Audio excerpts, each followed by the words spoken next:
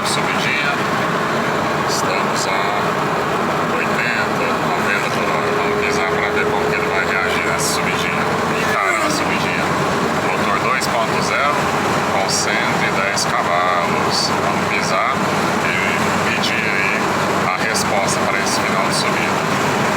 Quanto você acha que tá? Passou do 100 já ou não? Será que passou? Quinta marcha e pé no fundo.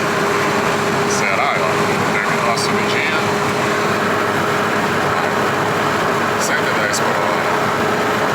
Vai ganhando velocidade. 110. Tirar o pé, porque já chegou no momento aí que já é perigoso. Mas aí, pra quem fala do desempenho do 2.0, esse é um 2.0 com 8 válvulas e 110 cavalos.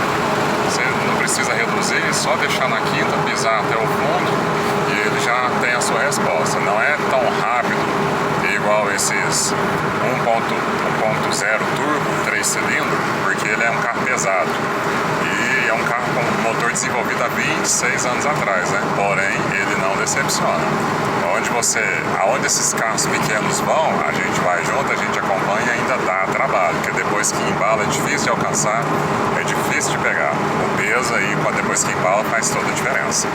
Se inscreva no canal, você gosta desse tipo de conteúdo, continue me acompanhando e que seu dia, sua tarde, sua noite seja excelente. Tamo junto.